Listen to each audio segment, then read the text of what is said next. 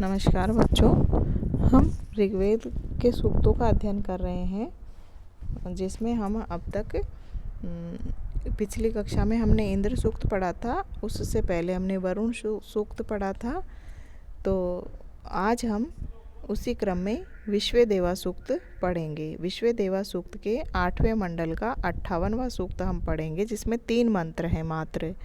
तो इसको पढ़ना प्रारंभ करने से पहले हम विश्वेदेवा सूक्त का सामान्य परिचय पढ़ेंगे। विश्वेदेवा जो हैं वो यज्ञ में महत्वपूर्ण स्थान रखते हैं। यह संग देवता हैं, समस्त देवताओं को अपने में समाहित रखते हैं। इस सूक्त में ऋषि ने विश्वेदेवा नामक देवताओं से मानव जीवन के सुख, समृद्धि, स्वास्थ्य, दीर्घ जीवन को प्रदान करने की प्रार्थना की है। समस्त देवी शक्तियों भग, मित्र, अदिति, अक्ष, अर्धमन, वरुण, सोम, दोनों अश्विनी कुमार सहित सरस्वती से सुख पाने की प्रार्थना की गई है तथा वायु माता, पृथ्वी, पिता, देव, ग्रावाण आदि से सुखकारी औषधियों को प्रवाहित करने का निवेदन किया गया है। विश्वेदेवा को विविध रूप में स्वीकारते हुए उनसे प्रार्थना की गई है कि वह इंद्र है, मतलब उनको इंद्र के समान माना है। अतः वह हमें सुख समृद्धि प्रदान करे, हमारा कल्याण करे एवं पालन करे। तो ऐसे इन मंत्रों में ये सब कहा गया है। विश्वदेवा नामक देवता सर्वमय है। सभी देवता पहले ही हम देख चुके हैं कि सभी देवताओं को अंतर्हित समाहित रखने वाले हैं ये। तो इनकी पूजा करने पर सभी देवताओं को पूज्य मान लिया जाता है। इनको यज्ञ में आहुति देने पर सब देवताओं को दी गई मान ली जाती है और इनकी तृप्ति के साथ साथ देवगण तृप्त हो जाते हैं। तो आइए अब हम विश्वेदेवा के 8वें मंडल के 58वें सूक्त का प्रथम मंत्र पढ़ते हैं। यम ऋत्विजो बहुधा कल्पयन्तः स चेतसो यज्ञम इमं वहन्ति यो अनुचानो ब्राह्मणो युक्त आसीत का स्वीत तत्र यजमानस्य संवित। कह रहे हैं कि यम ऋत्विज, जिसको ऋत्विज यानी यज्ञ करने वाले लोग, कैसे सचेतसम, एक समान चित्त वाले, समान ज्ञान और विचार करने वाले, यज्ञ करने वाले ऋत्विज, जिस परोपकारी यज्ञ में तत्व को अनेक प्रकार से व्याख्या करते हुए तथा यज्ञ को मतलब कि यज्ञ को अनेक रूप से संपादित करते हुए धारण करते हैं, उस यज्ञ में जो वेदज्ञ, वेदों को जानने वाले ब्रह्मज्ञानी संलग्न होते हैं, उस विषय में यजमान का ज्ञान भला कैसा सुखप्रद होता है। अर्थात यजमान का ज्ञान असीम सुख देने वाला होता है। यजमान का जो ज्ञान होता है वह अत्यधिक सुख देने वाला होता है उसमें। फिर दूसरे मंत्र में कह रहे हैं, एक ए वा अग्नि बहुधा समिद्ध एक सूर्यो विश्वमनु प्रभूत है एकई वोषा सर्वमिदं बिभ्रत एकम वा इदम विभवौ सर्वम। कि एक ही अग्नि अनेक रूपों में प्रज्वलित किया जाता है। एक एव अग्नि बहुधा समिद्ध है, अनेक प्रकार से प्रज्वलित किया जाता है। अग्नि एक ही है लेकिन अनेक रूपों में प्रज्वलित की जाती है।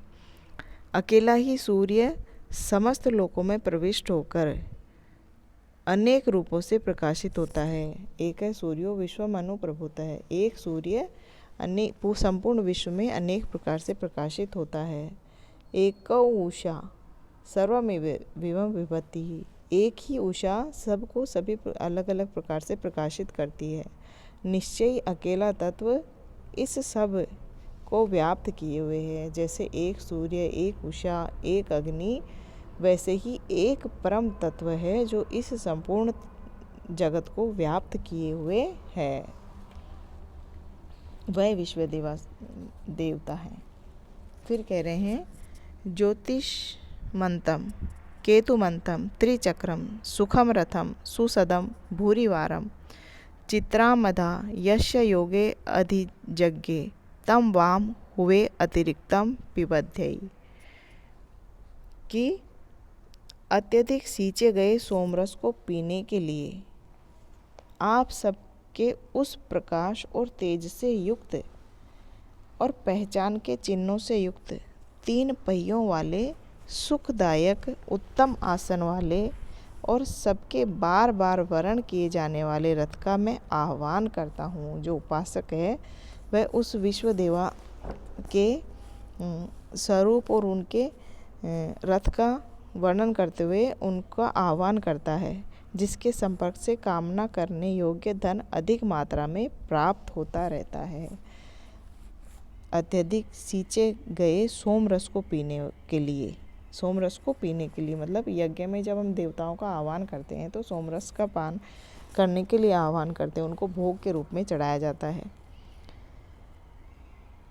और आप सबके उस प्रकाश और तेज से युक्त पहचान के चिन्हों से युक्त 3 पहियों वाले सुखदायक रथ, 3 पहियों वाला है, सुखदायक है, उत्तम आसन वाला है, ऐसे रथ जो सबके बार बार वर्ण किए जाने वाले, सबके द्वारा बार बार वर्ण जिसको चाहते हैं सब लोग, ऐसे रथ को, उस रथ का मैं आह्वान करता हूँ। क्योंकि देवता लोग जो हैं वह रथ पर बैठकर यज्ञ में आते हैं, ऐसा किंवदंती है। जिसके संपर्क से कामना करने योग्य धन अधिक से अधिक मात्रा में प्राप्त होता है। तो इस प्रकार जो विश्व देवा सूक्त है ये 3 मंत्रों के साथ ही यहाँ पर ये हमारा समाप्त होता है। इसके बाद में हम संज्ञान सूक्त को प्रारंभ करते हैं। संज्ञान प्रजापति सूक्त को प्रारंभ करेंगे। संज्ञान सूक्त हम कल पढ़ेंगे, आज हम प्रजापति सूक्त को प्रारंभ करते हैं। तो प्रजापति सूक्त को प्रारंभ करने से पहले हम प्रजापति के कुछ सामान्य परिचय पहले हम पढ़ लेते हैं। जो ये है, यह सूक्त है वह आध्यात्म और दर्शन के क्षेत्र से संबंधित है। प्रजापति सूक्त आध्यात्मिक और दार्शनिक क्षेत्र से संबंधित है। प्रजापति के विशेषण के रूप में विश्वकर्मा का प्रयोग हुआ है। प्रजापति शब्द जो है वह दशम मंडल में 4 बार स्वतंत्र देवता के रूप में प्रयुक्त हुआ है। इनको प्रशस्त प्रजा देने के लिए पुकारा गया है। वे गायों को उर्वरा बनाते हैं। पृथ्वी और स्वर्ग, जल और निशेष प्राणियों के सृष्टा के रूप में इनकी स्तुति की गई है। ये अशेष सत्ताओं के एकमात्र राजा, सब देवताओं के एक देव बनकर आविर्भूत हुए हैं। इनके विधानों का पालन सभी प्राणी और देवता करते हैं। वे अंतरिक्ष में लोकों के परिभ्रामक हैं और संपूर्ण संसार को अपनी भुजाओं में व्याप्त किए हुए हैं। इस सूक्त के प्रथम 9 मंत्रों में की सर्वनाम से इन देवता को निर्दिष्ट कर जिज्ञासा की गई है कि विभिन्न गुणों, शक्तियों, क्रियाओं आदि से युक्त देवता ये कौन है। ऐसा जो कई सारे प्रश्नों के साथ में कि भाई यह कार्य पृथ्वी पर हो रहे हैं वह करने वाला कौन है। और बाद में कह प्रजापति का पर्याय बन गया है। कसमई पद को यहाँ प्रश्नवाचक न मानकर प्रजापति का ही नाम माना गया है। तो देखिए हम प्रजापति सूक्त को पढ़ना प्रारंभ करते हैं। कह रहे हैं, हिरण्यगर्भ संवर्तताग्रे भूतस्य जातः पतिरेक आसीत् स ददार पृथ्वीं ध्याम उते माम कस्मै देवा हविषा विधेम। कि हिरण्यगर्भ नामक प्रजापति सबसे पहले वर्तमान था। हिरण्यगर्भ संवर्तताग्रे, सबसे पहले हिरण्यगर्भ था, जो कि भूतस्य जातः पतिरेक आसीत्, उत्पन्न होते ही अद्वितीय एवं संपूर्ण जगत का स्वामी हो गया। द्युलोक, विस्तृत अंतरिक्ष और पृथ्वी को धारण किए हुए है। इनके अतिरिक्त कस्मै देवाय हविषा विधेम, इनके अतिरिक्त अन्य किस देवता के लिए हवि को मैं प्रदान करूं, या हवि किसके लिए मैं हवि से सेवा करूं। फिर अगले में कह रहे हैं, यह आत्मदा बलदा यस्य विश्व उपासते प्रशिशम यस्य देवाः यशश्छायामृतम यस्य मृत्यु कस्मै देवाय हविषा विधेम। कि जो आत्मज्ञान देने वाले, जो आत्मज्ञान के दाता हैं, आत्मा को शुद्ध बनाने वाले, बल प्रदान करने वाले हैं, जिनके अनुशासन से सभी देवता मानते हैं, जिनका आश्रय अमरता है अथवा जिनकी छाया अमृत रूपिणी है, जिनके वश में मृत्यु भी है, यश्य मृत्यु, जिनके वश में है मृत्यु भी, ऐसे किस देवता के लिए मैं हवि प्रदान करूं। फिर कह रहे हैं यह प्राणतो निमिषतो महित्व एक इद्राजा जगतो बभूव य ईशे यस्य द्विपदश्चतुष्पदः कस्मै देवाय हविषा विधेम। कि जो प्रजापति, जो यहाँ पर यह और कस्मै नाम नहीं है प्रजापति का, लेकिन ये उन्हीं के प्रतीक शब्द माने गए हैं कि जो प्रजापति श्वास लेते हुए तथा पलक झपकते ही जगत का अपनी महिमा से अकेला ही ईश्वर हो गया है, अकेला ही ईश्वर हो गया है। और इन दो पैरों वाले मनुष्य आदि, दो पैरों वाले मनुष्य, चार पैरों वाले पशु आदि का स्वामी है, उनसे भिन्न में इनके अतिरिक्त और किसके लिए मैं हवि को प्रदान करूं। फिर कह रहे हैं यश में हिमवंतो महित्वा यश समुद्रम रसया सहाहु यश हेमः प्रदिशो यश बाहु कस्मै देवाय हविषा विधेम।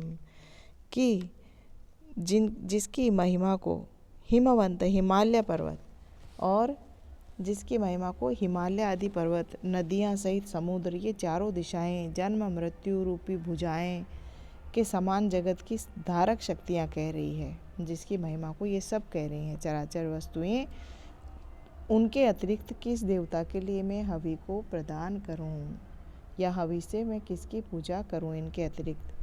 फिर कह रहे हैं येन द्यु रुग्रा पृथ्वी च ध्रिल्ला येन स्व स्तभितम येन नाकः यो अंतरिक्षे रजसो विमान है कस्मै देवाय हविषा विधेम। कि येन जिसके द्वारा द्युलोक उकरा ऊपर उठाया गया है, पृथ्वी च ध्रिल्ला पृथ्वी को स्थिर किया गया है, ये स्वः स्तंभितम जो स्वयं भी स्थिर हैं, स्वर्ग जिसके द्वारा जमाया गया है, आदित्य मंडल को जिसने स्थिर किया है, जो अंतरिक्ष में जल या लोकों का निर्माण करने वाले हैं, उनके अतिरिक्त किसके लिए मैं हवि को प्रदान करूं। फिर कह रहे हैं यम क्रंदंसी अवसा तस्तभाने अभ्यक्षेताम मनसा रेजमाने यत्रादि सूर उदितो विभाति कस्मै देवाय हविषा विधेम। स्थिर किए गए, तस्तभाने यानी स्थिर किए गए, जिनके द्वारा स्थित किए गए, अवसा रेज माने क्रंदंसी दीप्ति से चमकते हुए और शब्द करते हुए, क्रंदसी शब्द करते हुए, ध्युलोक और पृथ्वी लोक जिसको मन से देखते हैं या मनसा अमेक्षेताम मन से देखते हैं, यत्र उदिरः सूर्य जिनके शासन में उदित हुआ सूर्य चमकता है, विभाति यानी चमकता है, उनके अतिरिक्त किस देवता के लिए हवि को प्रदान करूं।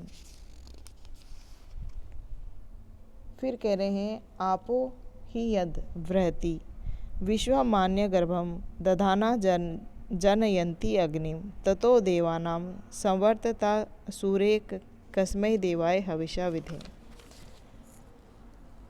आपो यानी जल, पर उससे पहले देखिए कि जब गर्भ को धारण करते हुए अग्नि को उत्पन्न करके विशाल और सर्वत्र फैला हुआ जल, कैसा जल, जो गर्भ को धारण किए हुए अग्नि को उत्पन्न करके, अपने गर्भ में धारण की हुई अग्नि को उत्पन्न करके संपूर्ण जगत में गतिमान और देवताओं और समस्त प्राणियों का प्राण एकमात्र प्रजापति तब भी वर्तमान था, यानी कि जब पृथ्वी पर चारों ओर जल ही जल था तब भी वह प्रजापति विद्यमान था, उसके उनके अतिरिक्त किसके लिए मैं हवि को प्रदान करूं। अर्थात प्रचुर जल संपूर्ण भुवन में व्याप्त था और जल ने गर्भ धारण करके अग्नि और आकाश को उत्पन्न किया था, उनके अतिरिक्त तब भी यह प्रजापति स्थित थे, जिससे कि सभी देव प्राणवायु उत्पन्न हुए, सभी देवों के प्राण उत्पन्न हुए हैं।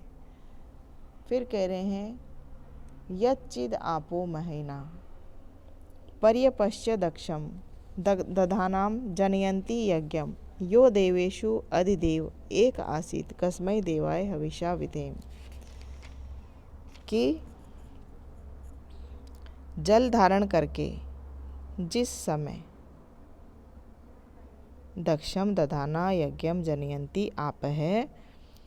जल धारण करके जब जल ने अग्नि को उत्पन्न किया, उस समय जिन्होंने अपनी महिमा से उस जल के ऊपर चारों ओर निरीक्षण किया तथा जो देवताओं में अद्वितीय देवता हुए, उनसे अतिरिक्त किस देवता के लिए हवि को प्रदान करूं, या हवि से मैं किसकी पूजा करूं। यह पूछ रहे हैं क्वेश्चन में, लेकिन यहाँ पर प्रजापति का ही विधान किया गया है कि प्रजापति के अतिरिक्त और किसकी पूजा कर सकते हैं इन सब कार्यों के लिए। जो जो कार्य इन मंत्रों में बताए गए हैं उनके लिए। फिर कह रहे हैं मानो हिंसी जनिता यह पृथिव्या यो वा दिवम सत्य धर्मा जजान यश्च आपः चंद्रा बृहति जजान कस्मै देवाय हविषा विधेम। कि जो बाधा न पहुँचाए, जिसने पृथ्वी की रचना की है, अटल नियमों वाले जिसने द्युलोक को उत्पन्न किया है और जिसने बहुत अधिक आनंद देने वाले जलों को उत्पन्न किया है, उसके अतिरिक्त और हम उस देव को हविष्यान्न देते हैं, उसके अतिरिक्त किसके लिए मैं हवि को प्रदान करूं। वह प्रजापति जो बाधा नहीं पहुंचाते हैं, जिसने पृथ्वी की रचना की है, अटल नियमों वाले द्युलोक को उत्पन्न किया है, जिसने अत्यधिक आनंद देने वाले जलों को उत्पन्न किया है, उससे अतिरिक्त किसको हवि प्रदान करूं। फिर कहते हैं प्रजापते न त्वएतद् अन्यन्नो विश्वा जातानि परिवा तद्बभूव यत् कामास्ते जुहुमत्तत् नो अस्तु वयं श्याम पतयो रयिणाम।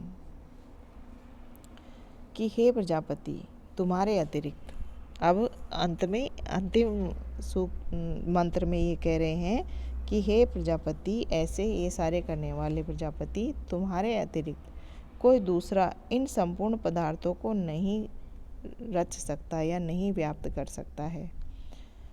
त्वत् अन्यत् ता एतानि विश्वाः जातानि न परिबभूव। कि तुम्हारे अतिरिक्त इन संपूर्ण पदार्थों को कोई और व्याप्त नहीं कर सकता है। ते जुहुमः तत् न अस्तु, तुम्हारी ही पूजा करते हैं हम। जिस कामना से युक्त हुए हम तुम्हें हवि प्रदान करते हैं, वह आप हमें प्राप्त कराओ या आप हमें वह प्रदान करो, हम धन के स्वामी हो जाएं।